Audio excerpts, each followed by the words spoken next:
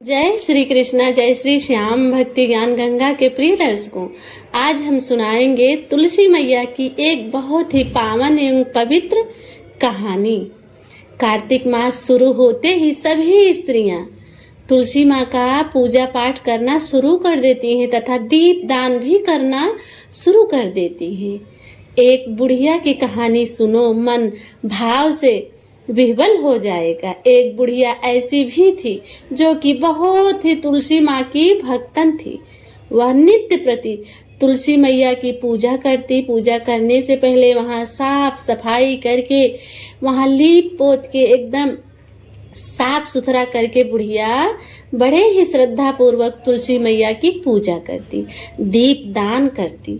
लेकिन बुढ़िया के मन की भाव देखो, वह तुलसी माँ को ही अपना सब कुछ मानती थी।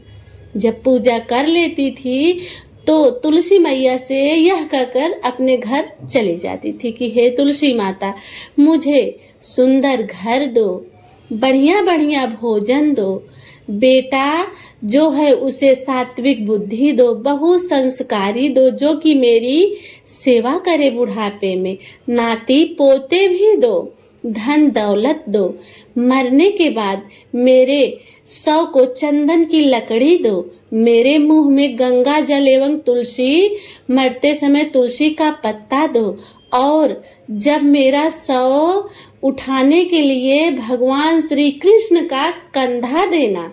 ऐसा इतना सब कुछ मांगकर बुढ़िया अपने घर को चली जाती, तुलसी माँ को प्रणाम करके। धीरे धीरे बुढ़िया की यह सब बातें नित्य प्रति तुलसी माँ के पास कहने से तुलसी मैया सूखने लगी। एक दिन शालिग्राम भगवान तुलसी मैया के पास आए। जैसा कि आप सभी जानते हैं कि 24 घंटे में एक बार शालिग्राम भगवान तुलसी मैया के पास जरूर से जरूर आते हैं।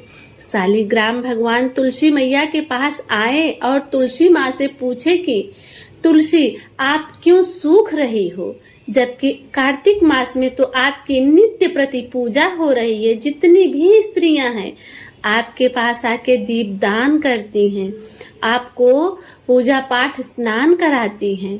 तुलसी मैया बहुत ही चिंता आतुर होकर बोली कि हे भगवान, मैं तो जितनी भी स्त्रियां आती हैं सबकी मनोकामना पूर्ण करने में समर्थ हूँ और सबको इच्छित वरदान भी देती हूँ, लेकिन मेरी एक भक्तन बुढ़िया ऐसी भी है कि जो कि मुझसे इतना सब कुछ मांगती है और उसमें एक वरदान ये भी मांगती है कि हे माँ, मुझे मरने के बाद कृष्ण भगवान का कंधा देना।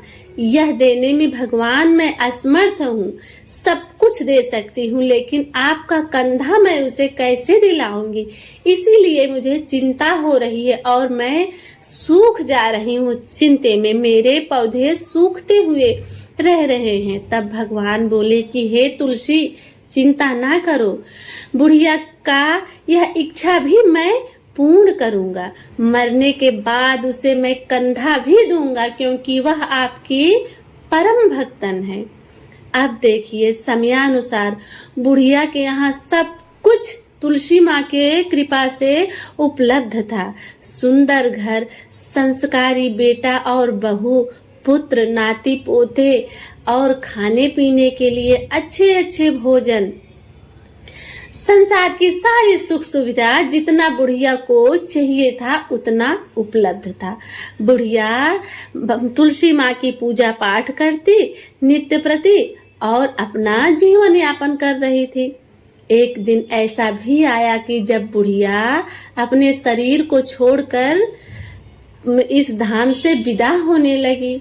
अब देखो, बुढ़िया के शरीर छूटते ही गांव के सभी लोग आए और यह सोचकर कि बूढ़ी माँ बहुत ही धार्मिक प्रवृत्ति की थी, अपने जीवन में उन्होंने किसी का कुछ भी गलत नहीं किया है, तो सभी लोग उसके शव को ले जाने के लिए तैयार हो गए। बुढ़िया की तिथि सजाई गई।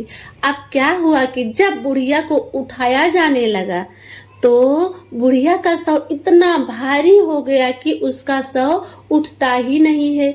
गांव के सारे लोग कितना भी चाह रहे हैं कि बुढ़िया को उठा ले, लेकिन उसका शरीर हिलडुल तक भी नहीं रहा है। इससे गांव वाले लोग परेशान हो गए और धीरे धीरे अच्छी चर्चा कुछ चर्चा में बदलने लगी। गांव वाले लोग यह कहने लगे थोड़ी ही देर में कि शायद बुढ़िया ने अपने जीवन में कुछ गलत कार्य किया था, इसीलिए तो सभी के शव उठ जाते हैं और बुढ़िया के शव क्यों नहीं उठ रहे हैं, क्या कारण है? जरूर इसने अपने जीवन में कुछ न कुछ गलत कार्य किया होगा, तभी तो इसके शव इतने भारी हो गए हैं।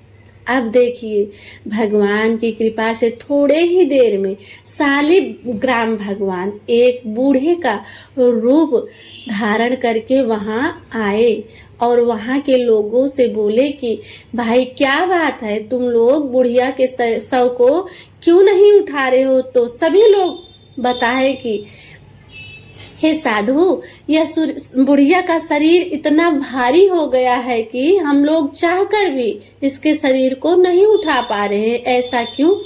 तब साधु महाराज बोले कि कोई बात नहीं है, चलो तैयारी करो, मैं इसके शव को उठाऊंगा। देखिए भगवान की कृपा, भगवान कितने दयालु हैं। कहते हैं ना कि भगवान अपने भक्त से हारे हैं बार बार, भगवान अपने भक्त से हारे हैं बार बार, नाना किस्म के वेश को धारे हैं बार बार, धारे हैं बार बार। रामा कभी श्यामा कभी वामन कभी विष्णु, रामा कभी श्यामा कभी वामन कभी विष्णु, कलयुग में ले अवतार ये आए हैं बार बार, आए हैं बार बार।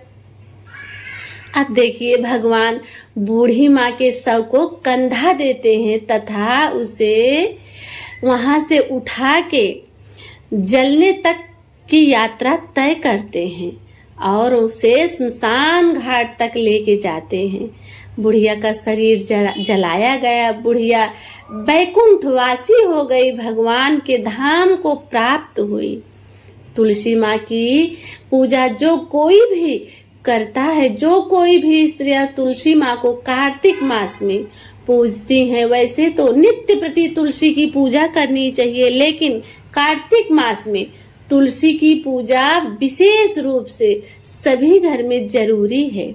जो भी तुलसी मैया की पूजा करते हैं उनको वैकुंठ धाम मिलता है। बोलिए तुलसी मैया की जय। ओम नमः शिवाय।